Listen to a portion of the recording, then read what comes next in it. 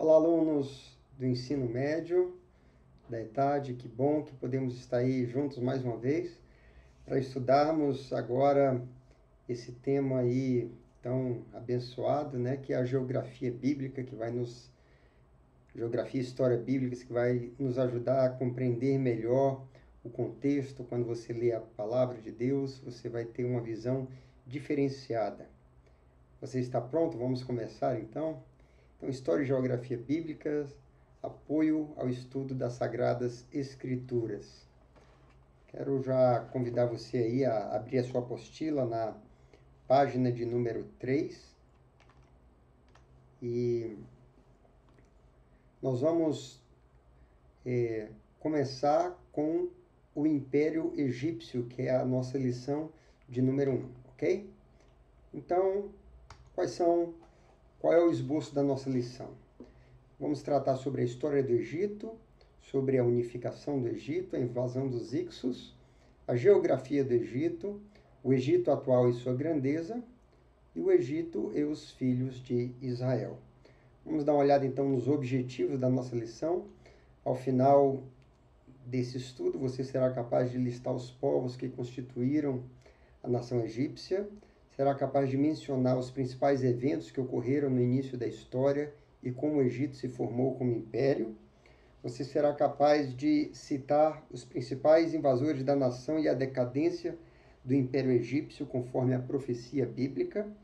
Você será capaz de descrever detalhes que compõem a geografia das terras egípcias e a importância do Rio Nilo para a economia. Também expor os principais aspectos econômicos e as formas de subsistência da nação egípcia na atualidade. E, por fim, enumerar os registros bíblicos que relatam o relacionamento entre Israel e o Egito desde o início do livro de Gênesis. Então, vamos lá. Texto de número 1, na página número 3. Vamos falar aí sobre a história do Egito. Bom, queridos, como diz aqui na nossa apostila, nós não podemos datar com precisão o surgimento do Egito, né? Mas nós sabemos que essa nação ela foi formada quando os primeiros colonizadores chegaram. Esses habitantes eram povos nômades que foram chegando e foram ocupando aquela região. Então você precisa prestar atenção, principalmente nos textos que estão grifados, eles são de muita importância para a sua avaliação depois. Mas os primeiros habitantes que chegaram no Egito, então, eram nômades, né? E ali vai falar que houve uma fusão de povos, de vários grupos africanos e asiáticos que foram chegando e ocupando aquela região onde hoje é o Egito. E essas sucessivas invasões e chegadas de diferentes povos, eles acabaram se fixando naquela região do Vale do Nilo e foram absorvendo outros invasores que iam chegando, que finalmente formaram o que é o povo do Egito. Então, vamos ver também que a partir do momento que esses diversos grupos se chegaram e se estabeleceram ali ao longo do Vale do Egito, foram se formando pequenos distritos que se organizaram e se tornaram conhecidos como os nomos. Isso é outra coisa importante que você precisa gravar. Então, esses pequenos distritos ou pequenos, como que diz assim, pequenos estados, né, foram se formando e, com o passar do tempo, queridos, o que aconteceu é que eles foram se aglutinando, eles foram se unindo uns aos outros e foram se tornando de pequenos estados em territórios maiores, com controle maior, até que finalmente isso evoluiu para uma situação onde se formou dois grandes reinos, o reino do sul e o reino ao norte.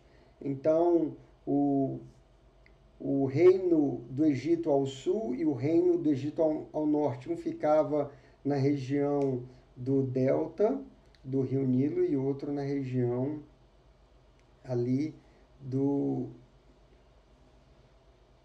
início do Rio Nilo, né? E quando se formaram esses dois reinos, queridos, apesar de ser o mesmo povo, vamos falar assim do ponto de vista do biotipo, da aparência, esses dois reinos, eles tinham culturas distintas. Eles adoravam a deuses diferentes, eles tinham até mesmo dialetos e costumes diferentes, né? Então, formou-se aquela região do Egito, acabou sendo dividida em dois grandes grupos, em dois reinos. Nós vamos ver um pouco mais sobre isso no próximo slide.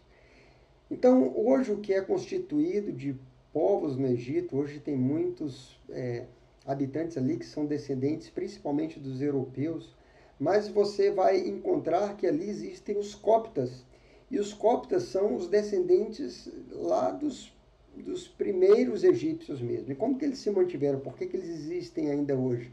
Porque eles conseguiram preservar intactas suas peculiaridades devido ao fato de se manterem como um grupo religioso hermético, né? Então, falando sobre essa divisão do reino, quando esses nomos foram se juntando, um nomo ao outro, e foram se tornando territórios, espaços de domínio maior, até que se concretizou na formação de dois reinos, um ao norte e um ao sul, nós vamos ver que essa era a estrutura do Egito antes do Império, o Egito pré-Império, né? Aí você vê essa ilustração de uma forma bem clara, que mostra o Baixo Egito, no seu slide aí ao lado esquerdo, e o Alto Egito. Então, o Baixo Egito é aquela região circular ali, cinza, na parte do delta do rio Nilo, era formado por... eles tinham essa forma de coroa aí, com esse espiral que sai ali do meio da coroa, né? E era conhecido também como o Reino Negro por causa da terra escura que eles cultivavam, e eles tinham como símbolo real a abelha. Então eles se localizavam ali na parte mais baixa do Egito, que é exatamente na região do delta. E o Reino Alto é esse que está aí à sua direita, onde tem essa região circundada de rosa. E você vê que a coroa tem um outro formato, né? Esse formato branco aí, dessa coroa, né? Então, esse era o reino do Alto Egito.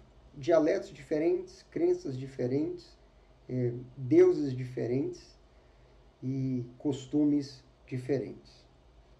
Então, o que aconteceu, queridos? Nós vamos avançar aí para o texto de número 2, e vamos ver que houve, então, esses dois reinos, eles começaram a ter muitas lutas e muitas guerras entre eles, muitas disputas, né? E isso acabou que ia enfraquecendo tanto um reino quanto o outro, deixando ambos os reinos vulneráveis, né? Então, vamos ver aí sobre como que aconteceu o processo de unificação desses dois reinos.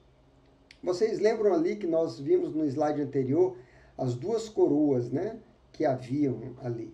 Então, agora você vê aí nessa outra ilustração, uma ilustração que trata exatamente da unificação desses dois reinos. O reino que tinha aquela coroa vermelha com aquela espiral que saía do meio da coroa, e o outro reino, o reino do norte com essa coroa branca, e depois, quando se unem os reinos, eles passam a adotar a coroa da união das duas coroas, né? Então, devido às diferenças que havia entre aqueles reinos, eles foram se desgastando por causa de muitas guerras e foram se enfraquecendo. Até que depois de muitas lutas, Menés, o rei do Alto Egito, ele acabou conquistando o Baixo Egito, e depois de algumas reformas, ele conseguiu unificar o país, que é representado por essa ilustração, e ele estabelece assim a primeira dinastia, fazendo de Times a capital do império. Então agora é um único reino, um império, com a capital em Times, estabelecida por Menés. Essa unificação, amados, ela aconteceu por volta do ano 3000 a 2780 a.C. E nessa época os egípcios começaram então a fazer uso da escrita e adotaram o calendário de 365 dias. Olha que coisa, né? Desde muito tempo atrás esse calendário existe e começou com os egípcios, né? 365 dias. Então vamos lá.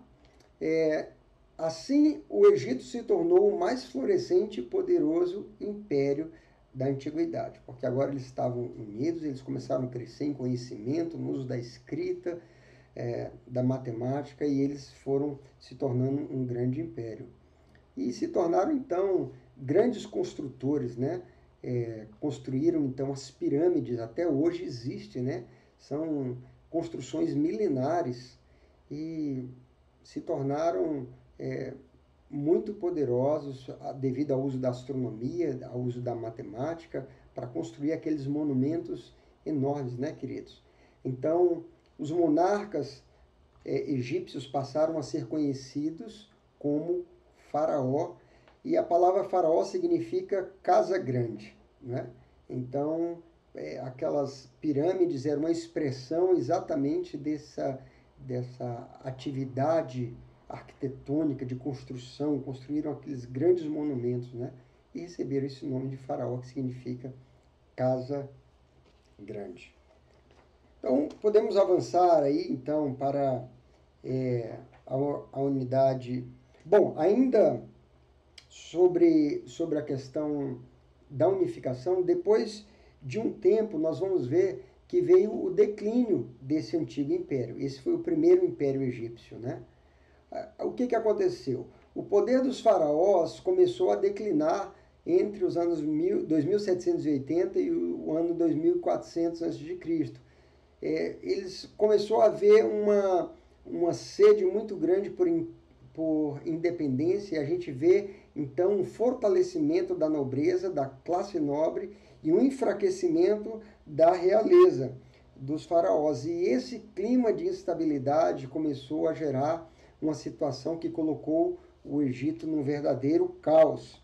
E o fim da era de glórias foi marcado por revoltas e por desordens, como diz ali a nossa apostila, ocasionadas pelos governadores dos nomos, né? Embora eles tinham formado um reino, mas os nomos continuavam seus governadores, e eles começaram a buscar por sua independência. Então, o que acontece em função dessa vulnerabilidade, queridos, desse caos no meio dessa desordem, diversas tribos africanas e asiáticas começam a invadir o país, né? E aí a gente começa a ver o declínio desse primeiro império egípcio. E aí no século 22 a.C., os príncipes de Tebas, depois de muitas invasões, eles finalmente, os príncipes de Tebas eram aqueles da região do Alto Egito, eles conseguem consolidar a sua independência, e eles acabam ali inaugurando a 11ª dinastia, e assim eles reorganizam o Egito, né? Então teve um tempo de um declínio, marcado por muitas invasões, por muita confusão, por muito caos e desejo de independência, mas finalmente os príncipes que vinham daquela região do Egito Alto, da região de Tebas, eles conseguem colocar ordem e estabelecem então a 11ª dinastia. E agora a gente avança aí para o texto de número 3, para a gente ver o que acontece então. Vamos falar sobre a invasão dos Ixos. Está na página de número 6, você pode acompanhar. Então, apesar dos príncipes Tebas estabelecerem aquela dinastia e tentarem organizar e proteger o território egípcio, na verdade eles não conseguiram repelir as incursões de um grupo de pastores asiáticos. Esses invasores, conhecidos como os Ixos, eram povos semitas e arianos, e eles invadem então o Egito e passam a dominar por 200 anos, por 2 séculos, a terra do Egito. Nós vamos ver mais tarde que é durante esse tempo aí do domínio dos Ixos, quando José chega no Egito, né? Quando ele foi vendido por seus irmãos, e ele se torna depois ali o segundo o governador do Egito, o segundo depois do faraó, né? Foi justamente nesse período do domínio dos Ixos. Então, quem eram os Ixos, né? Os Ixos, eles conseguiram invadir e dominar porque eles eram superiores aos egípcios em tecnologia bélica. Eles tinham carros de guerras com rodas, eles tinham ferramentas fáceis de manusear, né? Ferramentas bem acabadas, e eles eram superiores e, portanto, os príncipes de Tebas não conseguiram resistir à invasão e ao domínio dos Ixos, né? E aí a gente vai então ver que surge então um novo império. Então, os Ixos ficaram ali por 200 anos dominando, até que finalmente eles vão ser expulsos. E com a expulsão dos Ixos, renasce o Império Egito de uma forma belicamente pungente, né? Eles percebem que eles precisam estar fortalecidos no seu exército, na sua forma bélica, senão eles seriam invadidos novamente por outros grupos, por outros bandos de invasores da África, da Ásia e de outros lugares. Então eles começam a estabelecer, concentrar suas forças agora em formar um poder bélico pujante. E a partir de Hermes I, os faraós passam a adotar um imperialismo belicoso, né? Eles começam então com uma política de fortalecimento do sistema de defesa, do sistema bélico, e eles começam também uma política de expansão do império.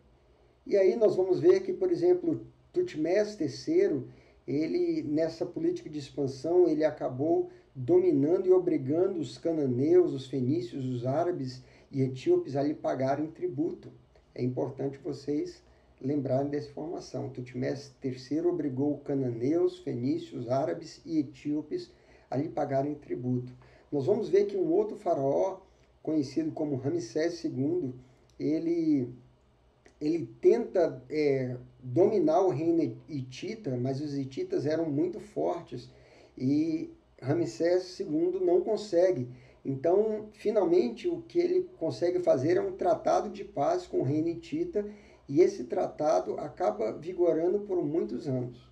Então, como falamos antes, né, foi durante o novo império. Veja, os Ixos já tinham sido expulsos, tinha surgido agora esse novo império, e a Hermes começa a fortalecer o poder bélico e uma política expansionista, e é nesse novo império que o povo de Israel começa a ser escravizado. Os israelitas passam a ser duramente escravizados pelos faraós, que acontece ali entre 1580 e o ano 1200 a.C.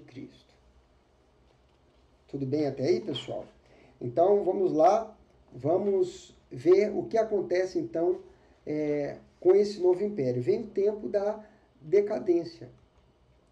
Essa decadência, ela acontece em função do Egito sofrer sucessivas intervenções, como, por exemplo, por parte da Líbia, da Etiópia, invasões indo-europeias, da Síria, persa, invasão grega e também a invasão romana. Então, como eles foram se enfraquecendo devido a essas sucessivas invasões, finalmente o Egito se entrega à proteção romana e torna-se um reino vassalo, né, que vai pagar tributos e ser subserviente ao domínio do Império Romano. Então, nós vemos que em 51 a.C., a nossa apostila mostra ali que um desses faraós, o Ptolomeu, ele acaba sendo expulso, e a sua filha, querendo se perpetuar no poder, conhecida como Cleópatra VII, ela mata os seus dois irmãos e ela busca o auxílio do imperador romano Júlio César. Só que depois da morte de Júlio César, ela se une a Marco Antônio e, por fim, ela acaba cometendo suicídio, né, diante da ameaça que vem sofrendo.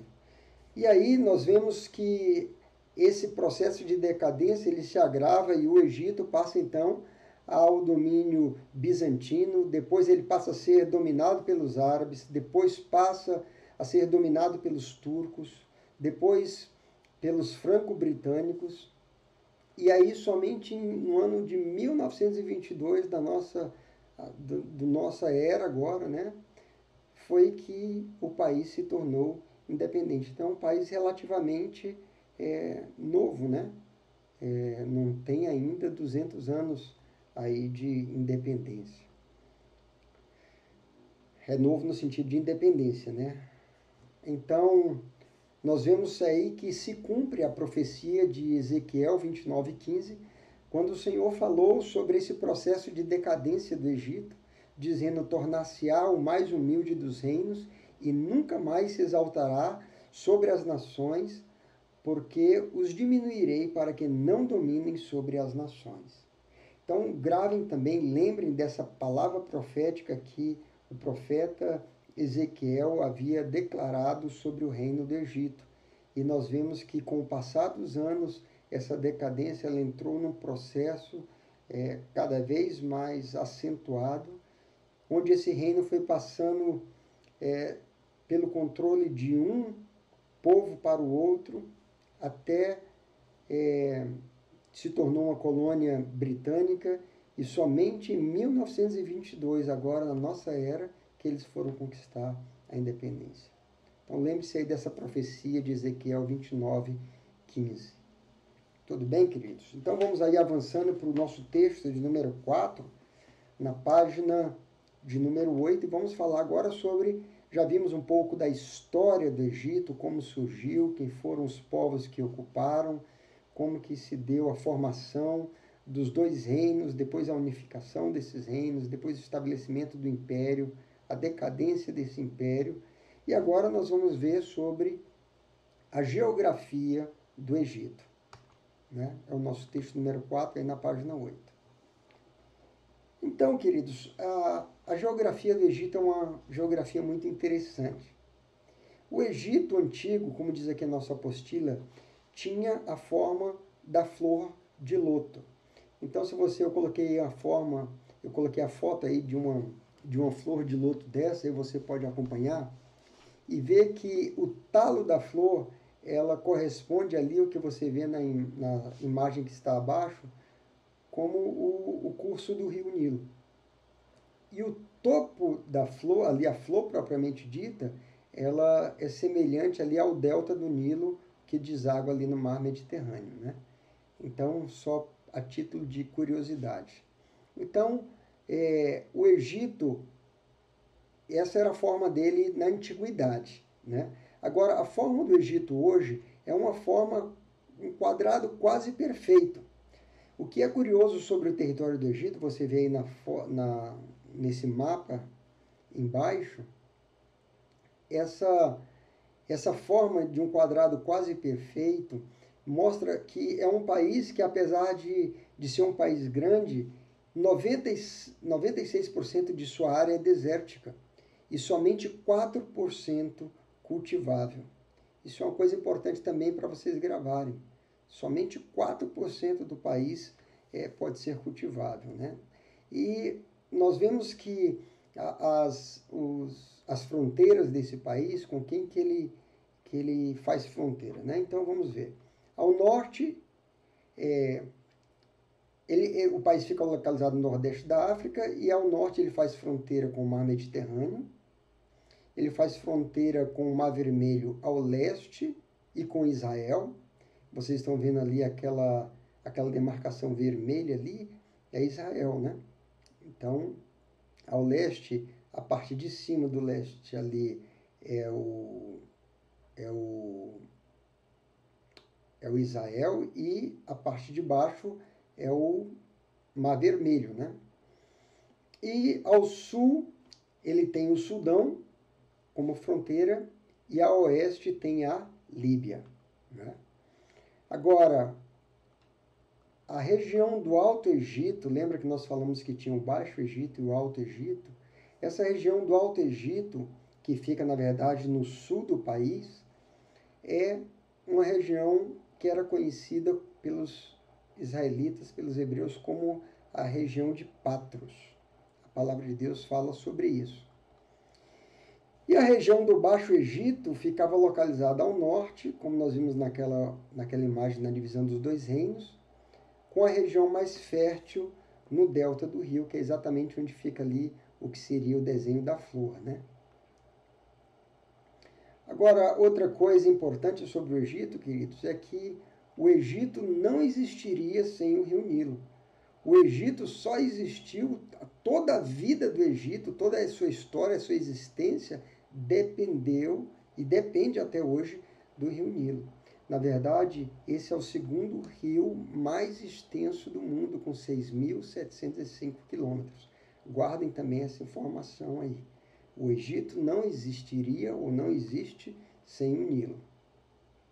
Ok, queridos? Então vamos agora avançar aí para o nosso texto de número 5 e tratar sobre o Egito atual e a sua grandeza. Nós vimos como que era o Egito na antiguidade, o surgimento, a sua ascensão até se tornar um império, a decadência, depois a ascensão ao novo império, depois a sua decadência e domínio por uma sucessão de diferentes povos, até que em 1922 ele conquista sua independência. E como é o Egito hoje? Vamos falar então do Egito atual e a sua grandeza, né? Bom, queridos, primeira coisa sobre o Egito atual, a gente precisa falar da economia.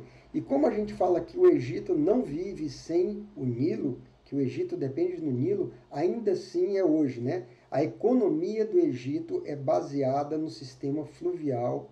Então, aquele rio permite o transporte, permite todo o funcionamento da economia baseada nesse sistema fluvial.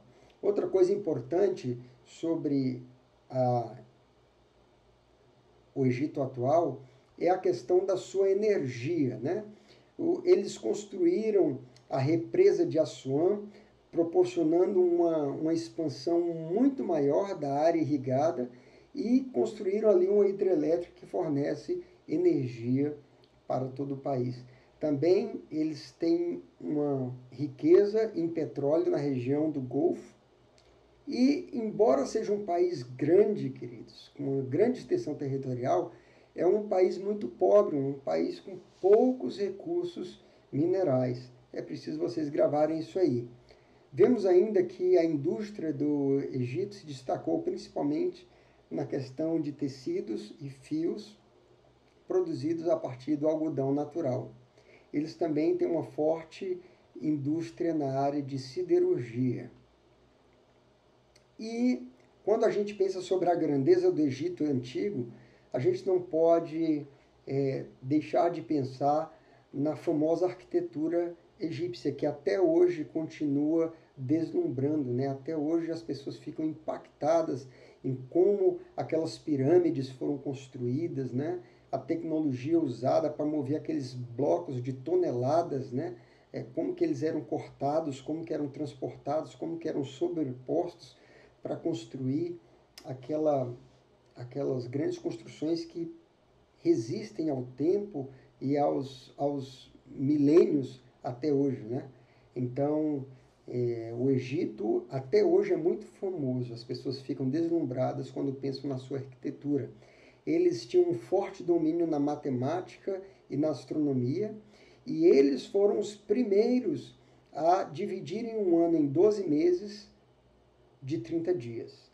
E além de serem avançados em matemática e astronomia, eles também eram avançados na medicina e na farmácia. Então, grave isso, a questão do conhecimento deles na área farmacológica desde a antiguidade lá, também é algo que marcava a grandeza do Egito antigo. Avançando aí para o nosso texto de número 6, na página 11 e 12, nós vamos falar então sobre o Egito e os filhos de Israel.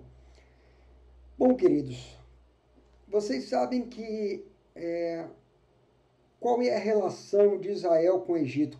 Quando que iniciou isso, né? Vocês lembram que Abraão, ele é chamado pelo Senhor para deixar Ur dos Caldeus e ir para uma terra que o Senhor havia prometido para ele, e ele vai para Canaã, e quando chega lá ele encontra um período de fome e ele desce para o Egito, buscando um refúgio no Egito.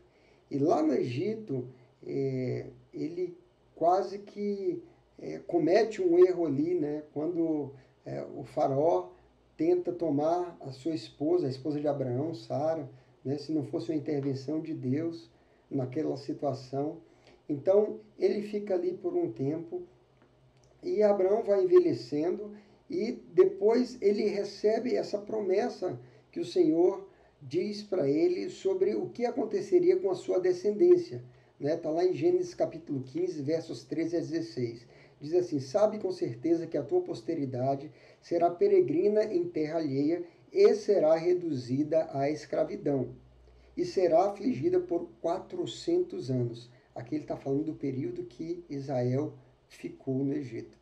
Mas também eu julgarei a gente a que tem de sujeitar-se, e depois eles sairão com grandes riquezas. E tu irás para os teus pais em paz. Serás sepultado em ditosa velhice. Na quarta geração tornarão para aqui, porque não se encheu ainda a medida da iniquidade dos amorreus. Então, quando Abraão volta para Canaã, ele já de idade avançada, ele recebe essa promessa de que os seus descendentes seriam escravos ali no Egito. Então, é importante perceber isso aqui, que o relacionamento de Israel com o Egito remonta desde a era patriarcal.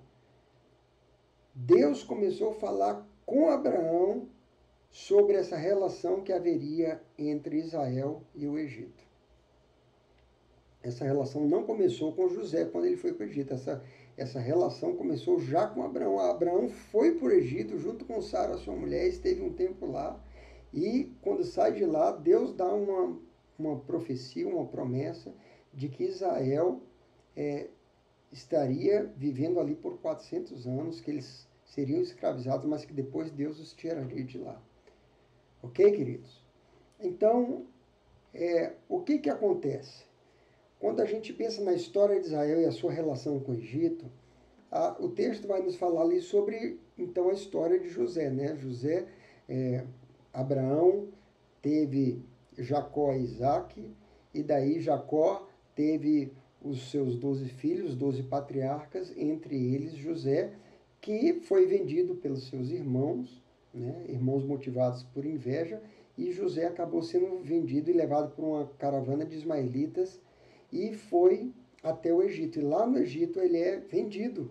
Novamente ele passa a ser servo do comandante lá do faraó, de Potifar, né?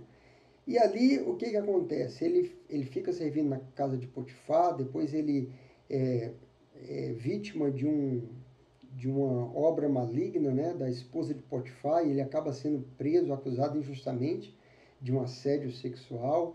E depois, lá da prisão, vocês conhecem a história, ele tem aqueles sonhos, ele revela aqueles sonhos do padeiro, né, e do copeiro de Faraó, e finalmente depois Faraó tem um sonho e o copeiro lembra de José, e aí José é trazido à presença de Faraó para interpretar o sonho, né, daquelas vacas magras que saíam do Nilo, né, e daquelas espigas secas, as vacas magras, as vacas gordas, as espigas cheias, as espigas secas, né? E o faraó, perturbado com aquilo, manda chamar José, que está na prisão, e José lhe interpreta o sonho, dizendo o que iria acontecer ao Egito, né? 7 anos de fome, 7 anos de abundância, de fartura, seguidos por 7 anos de fome e escassez. E aí é quando José dá um conselho a Faraó para que ele organize o seu território, a sua produção e forme estoques para quando vierem os anos difíceis. E diante daquele conselho, Faraó acaba constituindo José como o governante, né? Seria o que é hoje o primeiro-ministro, vamos dizer assim, do Egito, né? Então, quando que José chega ali, quando ele foi vendido pelos seus irmãos aos ismaelitas, os ismaelitas vendem a Potifar? Foi exatamente no século 20 a.C. que José chega lá. Ele chega, lembrando aos irmãos novamente, naquela época em que o Egito ainda estava sob domínio dos Hicsos, né? Aqueles invasores asiáticos que tinham chegado ali, né? e que ficaram dominando durante 200 anos. Depois, como nós vimos, aqueles invasores foram expulsos, mas Israel, os descendentes de Jacó, permaneceram ali, e aí ascendeu um novo faraó, que já não sabia de José, do que ele tinha feito, não se importava com isso, e aí ele começou naquela política de expansão bélica, né, de um império belicoso. Eles começaram a ter uma atitude diferente, começaram a escravizar os israelitas, e eles começaram a gemer e passaram muita dificuldade, né? E aí, diante daquela dificuldade, de toda a tortura, de todo o sofrimento que o povo do Senhor estava sofrendo, eles clamam a Deus por um libertador, para que Deus os tire dali, mude aquela realidade. E é quando Deus, então, levanta Moisés. E aí vocês conhecem a história de Moisés, que ele nasce naquele contexto de escravidão, e porque o povo estava se multiplicando, os hebreus, as crianças são lançadas no rio, mas os pais de Moisés acabam protegendo a vida dele, colocam ele no cesto, colocam ali no rio, e a filha de Faraó acaba vendo, né, aquele cesto com aquela criança e manda que alguém vá buscá-lo e decide adotar aquela criança que é Moisés. Então Moisés acaba crescendo no meio da realeza, no palácio, como filho de Faraó, crescendo ali, sendo educado, instruído em toda a ciência egípcia, né? E ele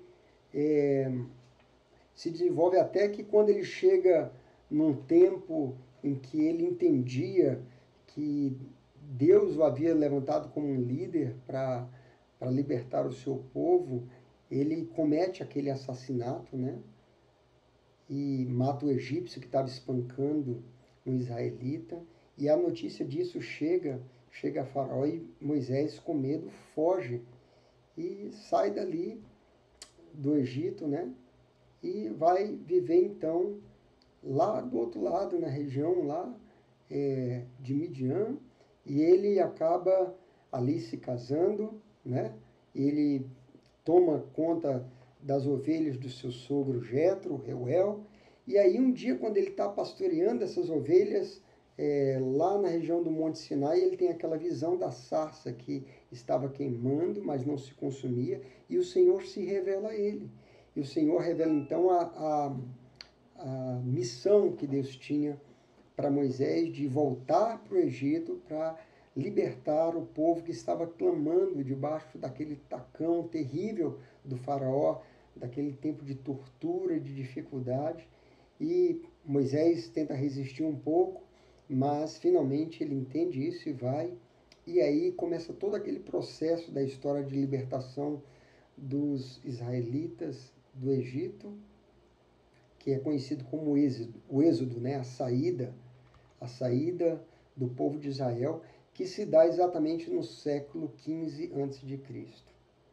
E ali, depois de exercer juízo severo sobre a nação do Egito, sobre os deuses do Egito e sobre o faraó, finalmente o povo de Israel sai do Egito, e ele sai com grandes riquezas, se cumprindo a profecia que o Senhor tinha entregue a Abraão, que depois de 400 anos eles sairiam de lá com muitas riquezas. E ali eles saem rumo a uma terra que Deus havia prometido, rumo a Canaã, e assim o povo é finalmente liberto da escravidão do Egito. Então, quando a gente pensa nos confrontos que houve entre Israel e o Egito, esses confrontos eles aconteceram depois da saída de Israel do Egito. Nós vamos ver confrontos entre Israel e o Egito no tempo dos reis, depois no período interbíblico e depois da formação do Estado de Israel através de várias guerras que houve entre Israel e o Egito, né? Ali na nossa apostila fala da guerra, pelo menos 4 guerras, né? A Guerra da Independência, em 1948, a Guerra do Sinai ou Suez, em 1956, a Guerra dos 6 Dias, em 1967, e a Guerra do Yom Kippur, em 1973. Ok, pessoal? Então, aqui nós vamos agora ter um intervalo, né? E você tem aí 10 minutos para ir no banheiro, tomar uma água, e a gente volta então para dar sequência à segunda parte do nosso estudo de hoje, seguindo para a lição de número 2. Aguardo vocês. Até daqui a pouco.